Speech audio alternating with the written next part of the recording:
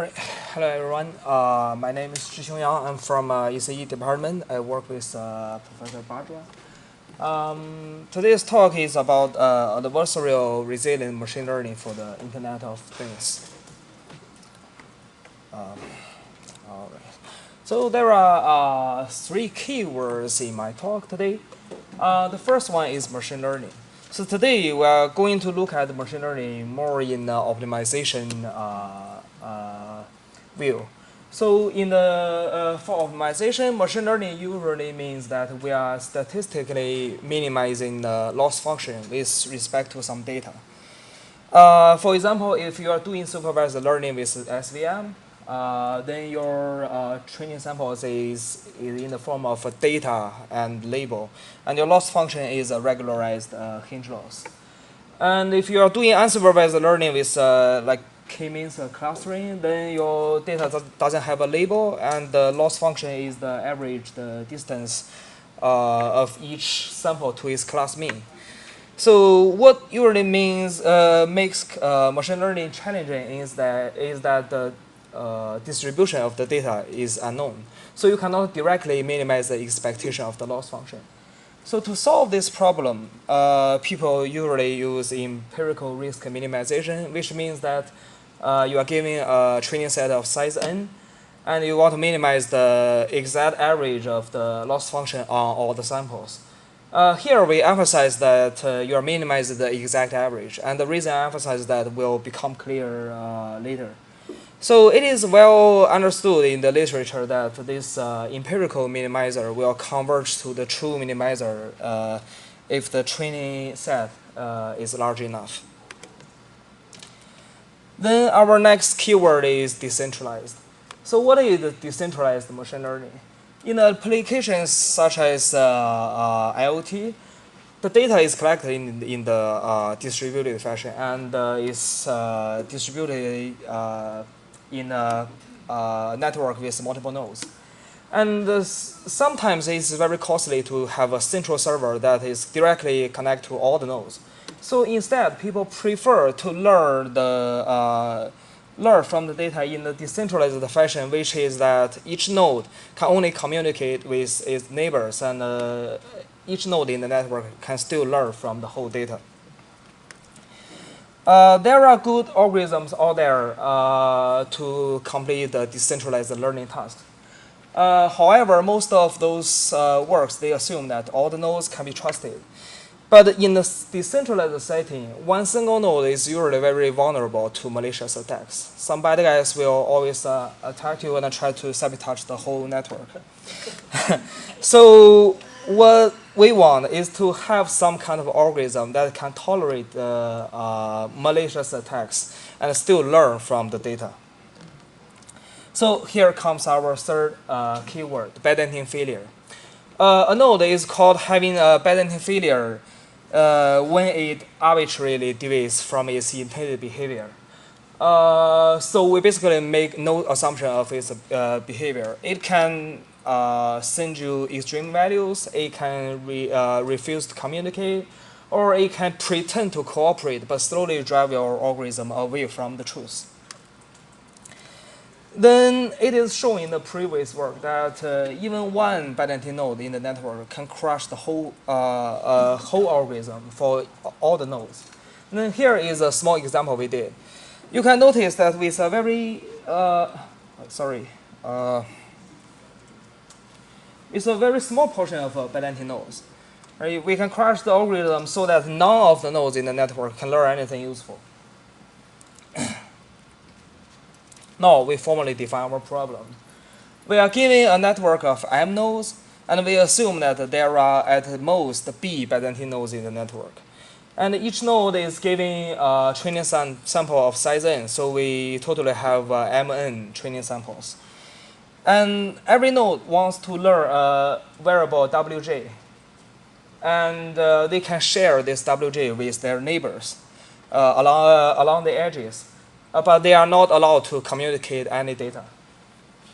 And there are two objectives in this problem. First is similar to the centralized setting, that we want to learn a W that statistically minimize the loss function.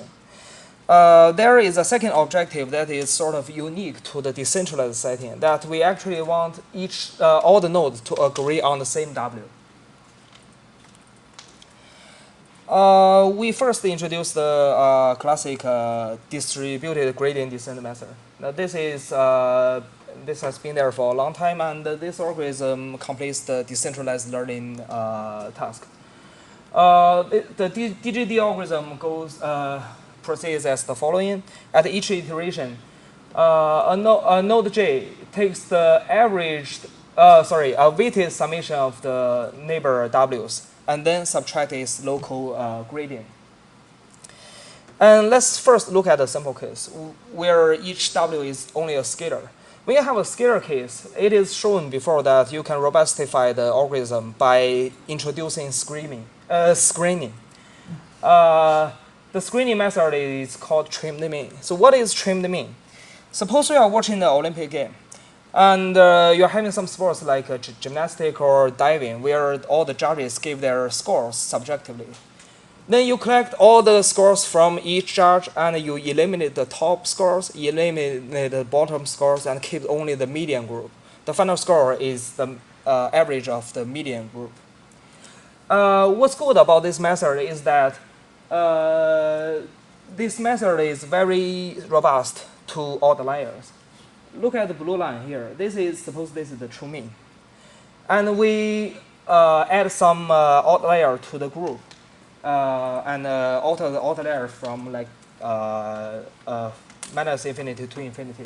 Then you can see that the mean, after we adding outlier, is quite unstable. However, this yellow line is the trimmed mean.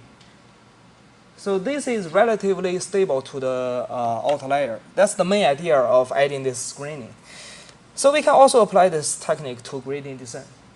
Then the algorithm proceeds as the following. Each node J at each iteration runs screening of all the Wi's, then takes average only within the remaining Wi's, then subtract its local gradients.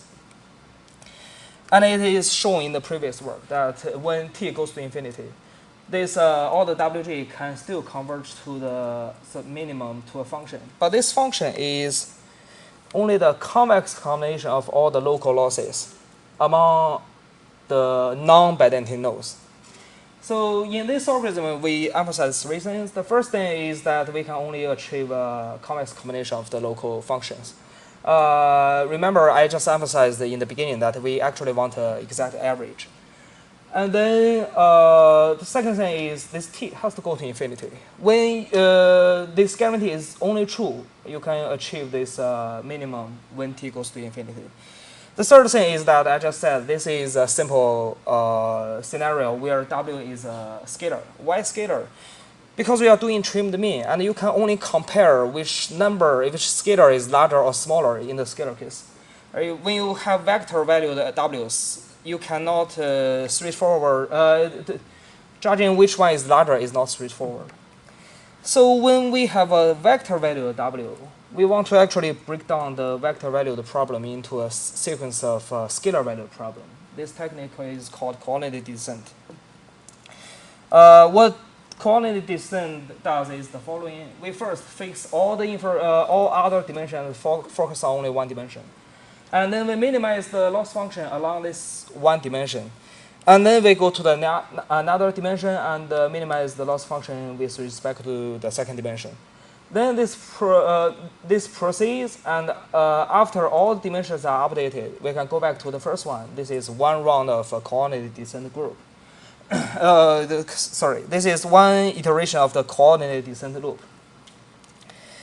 But we have to minimize this function along this one dimension. But I just said we can only achieve a convex combination of the local losses, and also the t has to go to infinity. But here, if t goes to infinity in this one dimension, this algorithm can never go on to the next dimension. So the problem is that we cannot exactly solve this problem at even one dimension. Then I introduce our algorithm to solve this Adversarial-resilient learning problem. So our algorithm is called BERDI. It's a Adversarial-resilient distributed coordinate descent. The idea is similar to the coordinate descent. When we focus on the first dimension, we first broadcast the scalar value, the one dimension W, to all the neighbors. Then we update W similar to the robust gradient descent for scalar case, that we run a screening and take the average only on the survived median group, and then subtract the gradient. And we do this broadcast update process for t times. It's a finite time. And then I just showed that if t goes to infinity, then we can converge to a convex combination of local losses. But this weight of the convex combination depends on the iteration and the dimension. So basically, we are, even t goes to infinity, we are minimizing the different function at each dimension and each iteration. So the real question is that does our algorithm converge to something useful? Then this is our main result.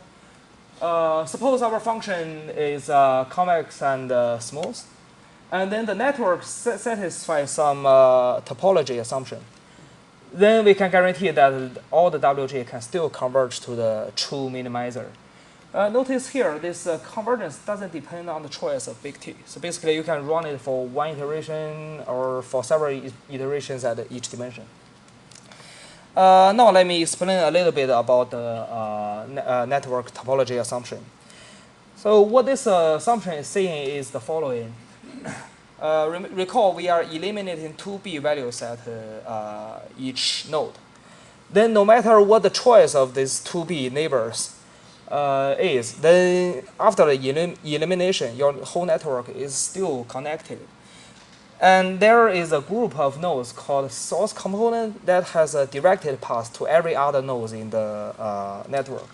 So intuitively, if the source component is of size bigger than B, then each node can receive some true information from some non-Byzantine nodes.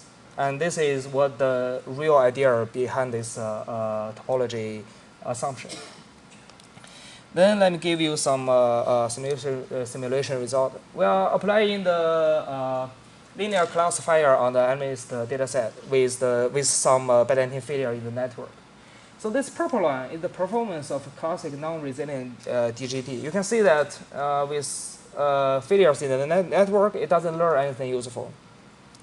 And this yellow line, this is the baseline we made. We got this line by collecting all the data into all the distributed data into a centralized location and run a centralized learning algorithm. And this is, in theory, the best performance we can get with the given data.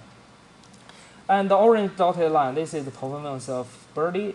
You can see that the performance of BERDI is not quite as good as the baseline. This shows the trade-off between robustness and performance. However, if you take the performance of this blue line, this line is what we get for by using only the local data on each node and run a centralized training algorithm. This gap between the performance of BERDI and the local training performance shows that BERDI can take the advantage of cooperation among all the nodes, even there are failures in the network. So we can achieve a better performance than using only local data. On the right-hand side is the same idea, but this is the metric of consensus. So this is the pairwise difference among each W. And you can see that this classic algorithm does not guarantee consensus at all, but BERDI can still guarantee consensus with presence of failure. And then let me conclude by introduce some future directions. Remember that our BERDI algorithm is a decentralized coordinate descent-based algorithm, which is a first-order primal method.